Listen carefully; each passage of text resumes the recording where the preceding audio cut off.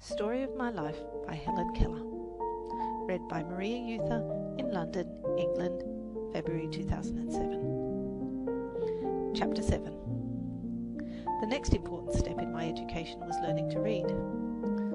As soon as I could spell a few words, my teacher gave me slips of cardboard on which were printed words in raised letters. I quickly learned that each printed word stood for an object, an act, or a quality. I had a frame in which I could arrange the words in little sentences. But before I could ever put sentences in the frame, I used to make them in objects. I found the slips of paper which represented, for example, doll, is, on, bed, and placed each name on its object. Then I put my doll on the bed with the words is on bed arranged beside the doll, thus making a sentence of the words, and at the same time carrying out the idea of the sentence with the things themselves. One day, Miss Sullivan tells me, I pinned the word girl on my pinafore and stood in the wardrobe. On the shelf I arranged the words is in wardrobe. Nothing delighted me so much as this game. My teacher and I played it for hours at a time. Often everything in the room was arranged in object sentences. From the printed slip, it was but a step to the printed book. I took my reader for beginners and hunted for the words I knew. When I found them, my joy was like that of a game of hide and seek. Thus, I began to read. Of the time when I began to read connected stories, I shall speak later. For a long time, I had no regular lessons. Even when I studied most earnestly, it seemed more like play than work. Everything Miss Sullivan taught me, she illustrated by a beautiful story or a poem. Whenever anything delighted or interested me, she talked it over with me, just as if she were a little girl herself. What many children think of, with dread, as a painful plodding through grammar, hard sums, and harder definitions, is today one of my most precious memories. I cannot explain the peculiar sympathy Miss Sullivan had with my pleasures and desires. Perhaps it was the result of long association with the blind. Added to this, she had a wonderful faculty for description.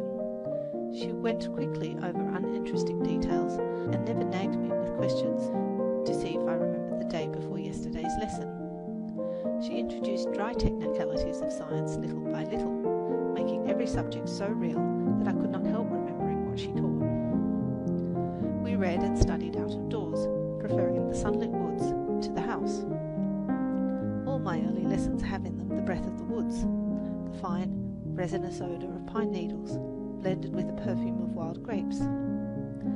Seated in the gracious shade of a wild tulip tree, I learned to think that everything has a lesson and a suggestion. The loveliness of things taught me all their use. Indeed, everything that could hum, or buzz, or sing, or bloom, had a part in my education. Noisy-throated frogs, katydids, and crickets held in my hand until, forgetting their embarrassment, they trilled their reedy note. Little downy chickens and wildflowers, the dogwood blossoms, meadow violets, and budding fruit trees. I felt bursting cotton bolls and fingered their soft fibre and fuzzy seeds. I felt the low soughing of the wind through the cornstalks, the silky rustling of the long leaves, and the indignant snort of my pony as we caught him in the pasture and put the bit in his mouth. Ah me! How well I remembered the spicy, clovery smell of his breath. Sometimes I rose at dawn and stole into the garden while the heavy dew lay on the grass and flowers. If you know what joy it is to feel the roses pressing softly into the hand, or the beautiful motion of the lilies as they sway in the morning breeze. Sometimes I caught an insect in the flower I was plucking, and I felt the faint noise of a pair of wings rubbed together in a sudden terror as the little creature became aware of a pressure from without. Another favourite haunt of mine was the orchard, where the fruit ripened early in July. The large, downy peaches would reach themselves into my hands, and as the joyous breezes flew about the trees, the apples tumbled at my feet. Oh, the delight with which I gathered up the fruit in my pinafore, pressed my face against the smooth cheeks of the apples, still warm from the sun, and skipped back to the house. Our favourite walk was to Keller's Landing, an old, tumble-down lumber wharf on the Tennessee River, used during the Civil War. we spent many happy hours and played at learning geography. I built dams and pebbles, made islands and lakes, and dug riverbeds, all for fun, and never dreamed that I was learning a lesson. I listened with increasing wonder to Miss Sullivan's descriptions of the great round world, with its burning mountains, buried cities, moving rivers of ice, and many other things as strange. She made raised maps in clay so that I could feel the mountain ridges and valleys and follow with my fingers the devious course of rivers. I like this too, but my division of the earth into zones and poles confused and teased my mind. The illustrative strings and orange stick representing the poles seemed so real that even to this day the mere mention of temperature zone suggests a series of twine circles, and I believe that if anyone should set about it, he could convince me that white bears actually climb the North Pole. Arithmetic seems to have been the only study I did not like. From the first, I was not interested in the science of numbers. Miss Sullivan tried to teach me to count by stringing beads in groups, and by arranging kindergarten straws, I learned to add and subtract. I never had patience to arrange more than 5 or 6 groups at a time. When I had accomplished this, my conscience was at rest for the day, and I went out quickly to find my playmates. In this same leisurely manner, I studied zoology and botany. Once, a gentleman, whose name I have forgotten, sent me a collection of fossils, tiny mollusk shells beautifully marked, and bits of sandstone with a print of birds' claws, and a lovely fern in bas relief. These were the keys which unlocked the treasures of the antediluvian world for me. With trembling fingers, I listened to Miss Sullivan's descriptions of the terrible beasts with uncouth, unpronounceable names, which once went trampling through primeval forests, tearing down the branches of gigantic trees for food, and died in the dismal swamps of an unknown age.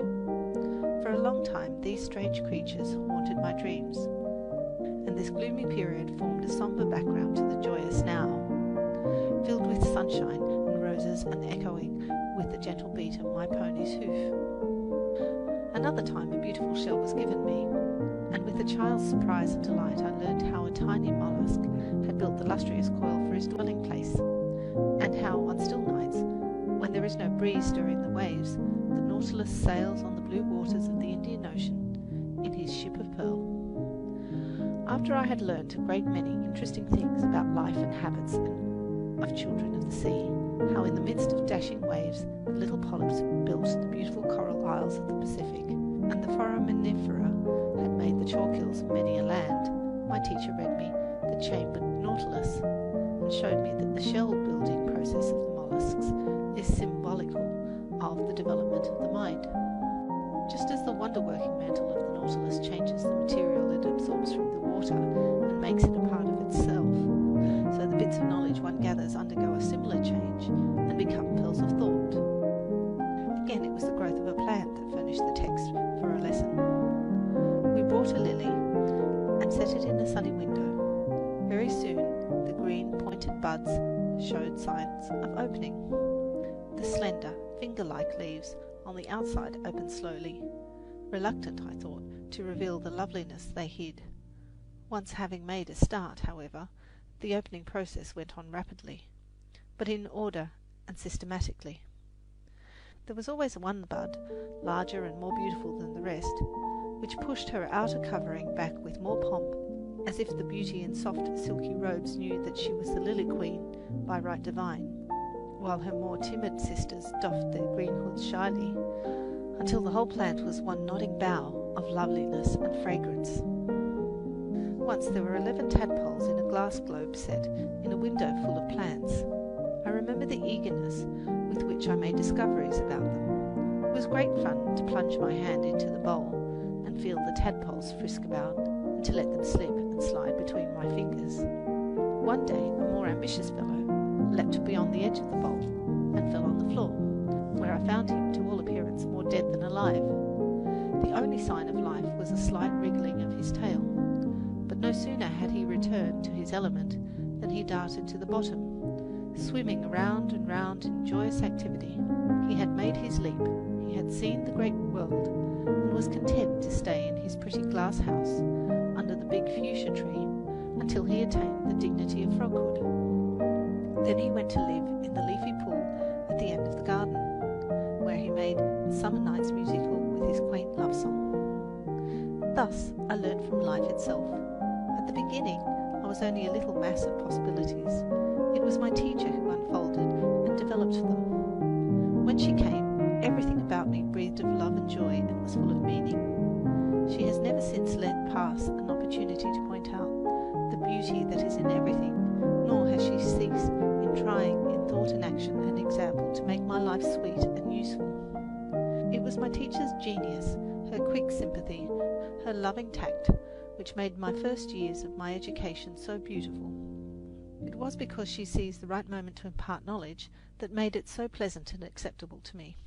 She realized that a child's mind is like a shallow brook which ripples and dances merrily over the stony course of its education, and reflects here a flower, there a bush, yonder a fleecy cloud, and she attempted to guide my mind on its way, knowing that, like a brook, it should be fed by mountain streams and hidden springs, until it broadened out into a deep river, capable of reflecting in its placid surface billowy hills, the luminous shadows of trees, and the blue heavens, as well as the sweet face of the little flower. Any teacher can take a child to the classroom, but not every teacher can make him learn. He will not work joyously unless he feels that liberty is his. Whether he is busy or at rest, he must feel the flush of victory and the heart-sinking of disappointment before he takes with a will the tasks distasteful to him and resolves to dance his way bravely through a dull routine of textbooks. My teacher is so near to me that I scarcely think of myself apart from her. How much of my delight in all things beautiful is innate, and how much is due to her influence, I can never tell. I feel that her being is inseparable from my own, and that the footsteps of my life are in hers. All the best of me belongs to her. There is not a talent or an inspiration or a joy in me that has not awakened by her loving touch. End of chapter. Read by Maria Euther in London, England.